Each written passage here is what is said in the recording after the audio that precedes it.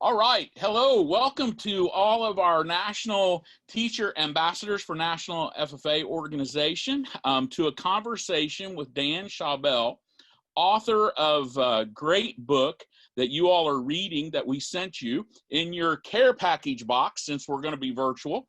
Back to Human, How Great Leaders Create Connection in the Age of Isolation. And I finished this book back in January of 2019. And it was just a great book, so I wanted to share it with you all. Dan Schawbel is a New York Times best-selling author and the managing partner of Workplace Intelligence, a research and advisory firm helping HR adapts to trends, drive performance, and prepare for the future. So you can again see why I wanted you to hear from him. He is a best-selling author of 3 career books, Back to Human, Promote Yourself, and Me 2.0. Schawbel also is the host of the 5 Questions podcast, which are great, by the way, if you want to go watch some great podcasts, where he interviews world-class humans like 2 of my heroes, Richard Branson and Condoleezza Rice. Anything I've left out, Dan, that you want to add before I tell you a little bit about the teacher ambassadors? Yeah, I've led over 50 research studies covering every aspect of the workplace. I think my role in society is to capture proprietary research funded by major corporations, and then combine that with interviewing people like you said, Condoleezza Rice, Richard Branson, various celebrities, and fuse both of those together to make the workplace issues and topics that I research universally applicable and digestible by the public. So I'm very good at taking things that might be complex. I'm really also good at taking issues that people are feeling and then projecting that to the world. Like the 4-day work week, I led the first study on that now over 2 years ago, and that is still a topic of conversation. The burnout epidemic, workplace loneliness and isolation, like we covered Back to Human. So taking these issues, I'm trying to investigate it like I'm an archaeologist trying to find the next dinosaur bone, and then promote those big topics so people can feel like their issues are being spotlighted. I appreciate you added that because really all of those things that you just said are super applicable right now as we're hopefully coming out of this pandemic situation, right? And those kinds of things are things that are being contemplated now. And the other thing that I've always appreciated about you and why you're somebody that I follow, watch your podcast, read your books, is because, and I think this is important, particularly being in the professional development business like I am, we talk about immediate and actionable tidbits, right? And what you give are always actionable things that a person can take right away. So I'm super excited, again, for our ambassadors to be reading the book and now to get to hear from you in this as well. So I wanted to quickly share with you, Dan, a little bit about the individuals that are reading the book this week. The National Teacher Ambassadors for FFA programs is really open to any current middle, high school agriculture science teacher all over the United States. So the goal is to have representatives from all 50 states, Puerto Rico, Guam, and that. FFA is an intercurricular student organization for those interested in agriculture and leadership. It's one of the 3 components of agriculture education. FFA being one of those, the classroom instruction being the other, and supervised agriculture experience. Near and dear to my heart because I taught ag science for 26 years. So I'm pretty passionate about this area. But the official name of the organization is the National FFA Organization. Objectives of these ambassadors are to answer questions, provide training and regular communications related to various educational resources and experiences. Also provide solicited or unsolicited relevant feedback from the educational field to the National FFA, and then serve as ambassadors from different backgrounds and experiences to be a voice of the organization to all the teachers across the country. And then also advance teachers in the areas of professional growth. So those are some important areas. Teacher ambassadors are responsible for presenting at workshops, working with state officials, conducting webinars, and really be content specialists about ag education and FFA. Dan, past participants of our training asked that they wanted to have some book to read during the process, with the theme of the week's training that they're going to go through. And this year's theme, based on the essays that they sent in going through the process of becoming an ambassador, was making connections. And so when I was asked to pick the book in the process, yours came to mind first off. I'll admit, did a little other looking, but I'm like, no, this is the one, because you're the guy, right? And I'm hoping that even in the process of reading the book, that they'll start to look at the research you've done, look at the podcasts that you do, and those kinds of things, because I believe the work that you do is very important to ambassadors and to leadership development. So I'm really, really excited about that as we work into training where because of the pandemic, we're having to stay home for the training. Our hashtag's going to be FFA connections. And as my hashtag that I've continued to use through this whole time is we're learning together apart, right? And which goes to some of the things that you have talked about. I read the book, folks. It's really, really good. So let's get in to some questions. I've talked way too much, but I wanted there to be a little bit of background. And so I'd love to start with a question, Dan, of now that we've had to rely on technology to do all of this learning together apart that I've talked about, what have you seen happening in the past month, and how are you teaching us to handle these relations and connections now?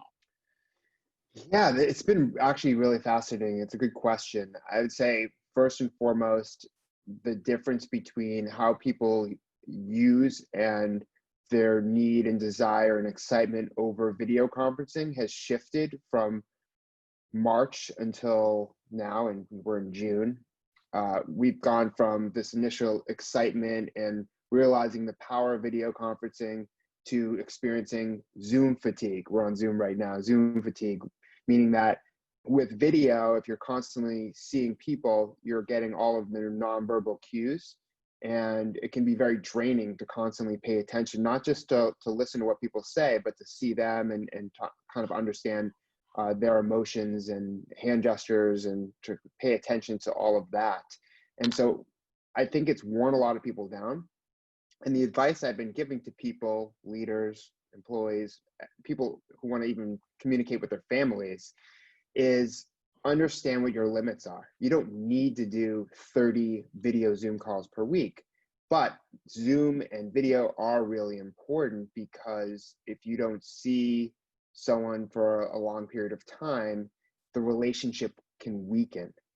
In the workplace, at home, I think it's very important, and because there are people who are suffering and there are people who feel very lonely and isolated, as I talk about in Back to Human.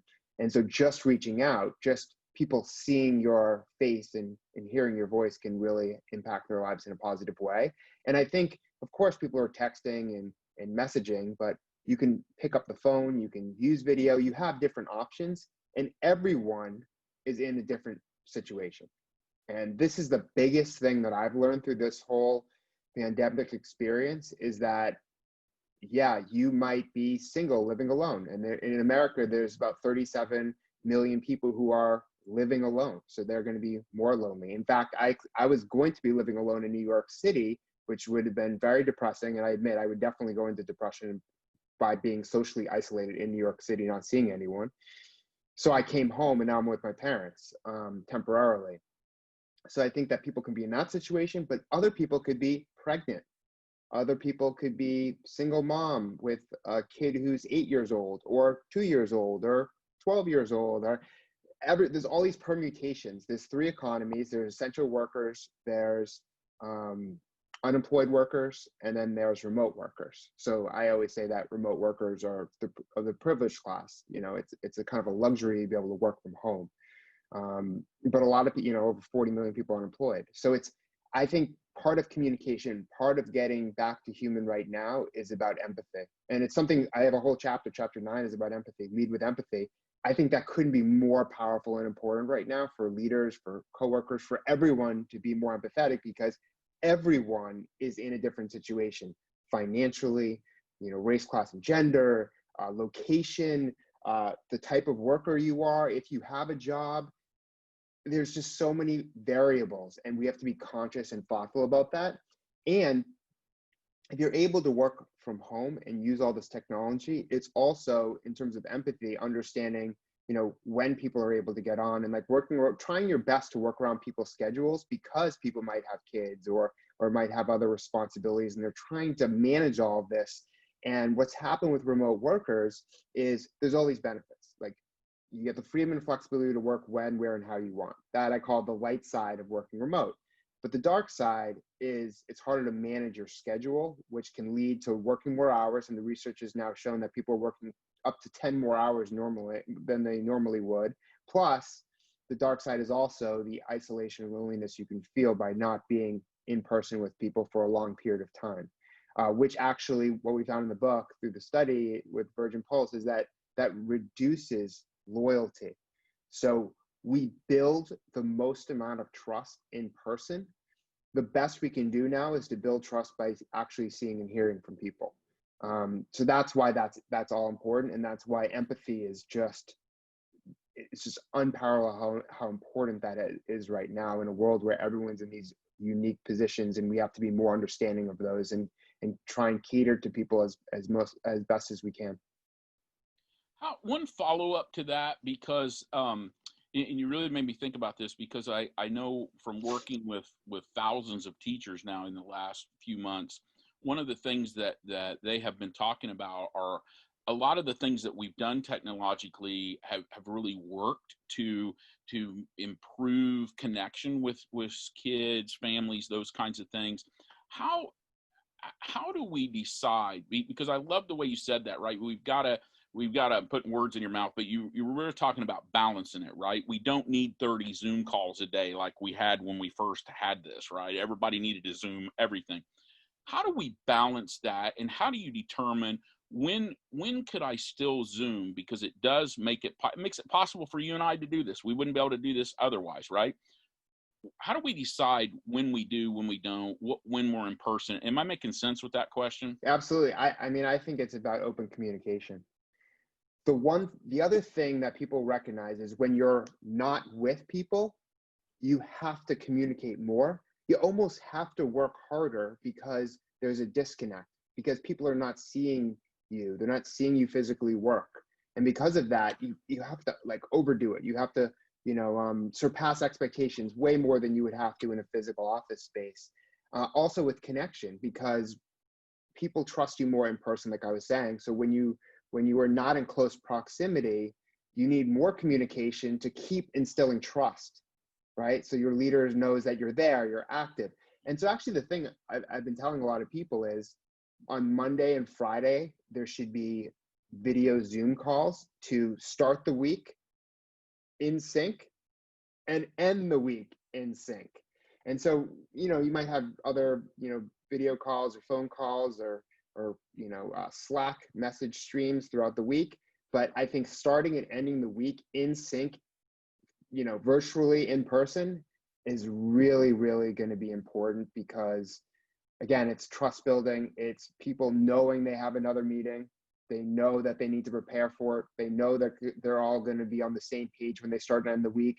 So it's setting expectations and then over communicating, right? Because you want to show people, you don't want to bother people, but you got to communicate more if you're not in person, because you want to show that you're dependable, that you're getting the work done, that you almost have to pretend you're in person even though you're not in person. So act like you would in person, but take that to the next level because you're not in person. Perfect. Thank you for that.